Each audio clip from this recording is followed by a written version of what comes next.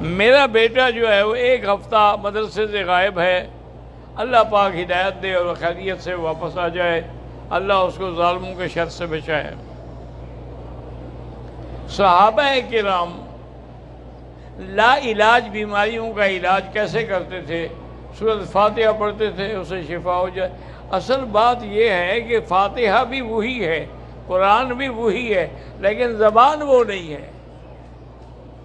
ہماری زبانیں گندی ہیں، ہمارے اعمال گندے ہیں، اس لیے پڑھنے سے کوئی اثر نہیں ہوتا۔ وہ تو بس سورۃ فاتحہ پڑھتے تھے، دم کیا بٹ فوراً ٹھیک ہو گیا۔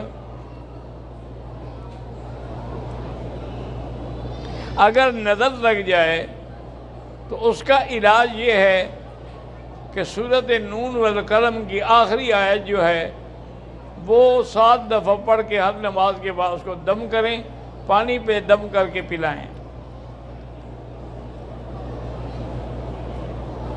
9 محرم کا روزہ رکھا لیکن 10 محرم کو ماہواری ہو گئی، تو اس لیے میں 10 کا روزہ نہیں رکھ سکی۔ کوئی بات نہیں، آپ مجبور ہیں، ورنہ اصول یہ ہے کہ 9 اور 10 یا 10 اور 11، چونکہ اصل میں یہ روزہ، اور ایک بات یہ بھی یاد کر لو کہ یہ روزہ حضرت حسین کے اس پہ نہیں ہے، یہ تو حضور پاک جب مدینہ شریف تشریف لے گئے تو وہاں دیکھا کہ یہودیوں نے روزہ رکھا ہوا ہے، تو حضور نے فرمایا کہ بھئی تم نے کس بات کا روزہ رکھا؟ انہوں نے کہا حضور یہ یوم عاشوراء ہے، اسی دن اللہ نے موسیٰ علیہ السلام کو بنی اسرائیل کے ساتھ دریا سے نجات دی اور دشمن فرعون کو غرق کیا، تو اس یاد میں ہم یہ روزہ رکھتے ہیں۔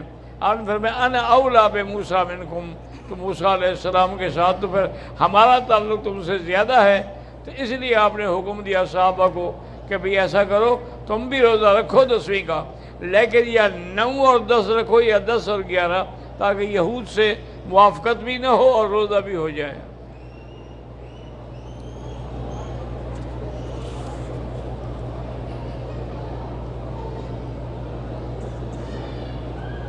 نماز کے دوران جو وسوسے آتے رہیں، آپ خود نہ لائیں۔ یاد رکھو، ایک ہے وسوسہ آنا، ایک ہے وسوسہ لانا۔ لانے سے تو نماز ختم ہو جائے گی۔ اگر ویسے آتے ہیں، آپ کا تو کوئی ارادہ نہیں ہے، تو آتے رہیں۔ کب تک آئیں گے؟ جب آپ اللہ کا قرآن پڑھیں گے تو شیطان تو آخر بھاگ جائے گا۔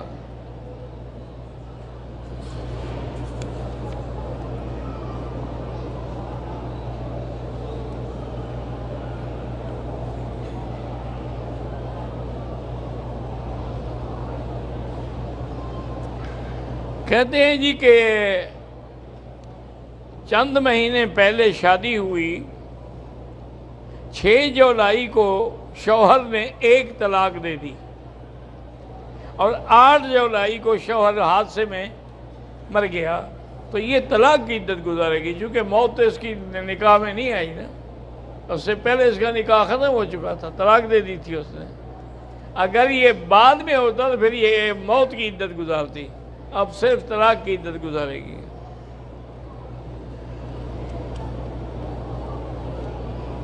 شوہر کے ذمے، بیوی کے ذمے جو حقوق ہیں ان کے لیے مغفرت کرے، دعا کرے، کوئی صدقہ جاریہ کرے، کسی مدرسے میں کوئی کمرہ بنا دے، کسی مسجد میں پانی کا انتظام کر دے، وضو کا انتظام کر، تاکہ اس کو ثواب ہمیشہ پہنچتا رہے۔ بڑی وفادار ہے، وہ تو طلاق دے گیا، تم اس کے لیے صدقے کر رہی ہو۔ وہ ایسے ہوتی ہیں عورتیں۔ وہ ایک ابن جوزی رحمۃ اللہ علیہ تھے نا، تو وہ بہت بڑے عالم تھے، بہت بڑے عالم تھے، بہت بڑے خطیب تھے، اور انہوں نے ہر موضوع پہ کتابیں لکھی ہیں، کتاب العقلاء، عقل والے لوگوں کے قصے۔ اسی طرح انہوں نے کتاب الحمقاء بھی لکھی ہے، احمقوں کے قصے۔ تو اس میں انہوں نے ایک قصہ لکھا ہے کہ ایک آدمی گیا، قبرستان سے گزر رہا تھا، راستہ وہیں سے تھا، دیکھا کہ ایک عورت بیٹھی ہے پنکھا لے کے اور قبر کو پنکھا جھل رہی ہے۔ وہ بیچارہ بڑا متاثر ہوا کہ بھئی عجیب عورت ہے، اتنی وفا کہ مرنے کے بعد قبر پہ بیٹھ کے پنکھا جھل رہی ہے۔ انہوں نے کہا بی بی تم بڑی ہو؟ انہوں نے کہا وفادار نہیں، اس نے کہا تھا کہ میری قبر تو سوکھنے دینا دوسری شادی کرنے سے پہلے، میں سکھا رہی ہوں کہ جلدی سوکھے جان چھوٹے میں دوسری شادی کروں.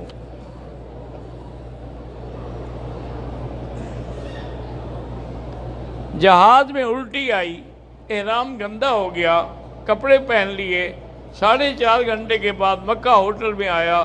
کسی نے کہا کہ احرام پہن لو، عمرہ ادا کر لو. آپ نے احرام باندھ کے عمرہ کر لیا، ٹھیک ہے، لیکن جو 4 گھنٹے کپڑے پہنے تھے اس کی دم ادا کریں.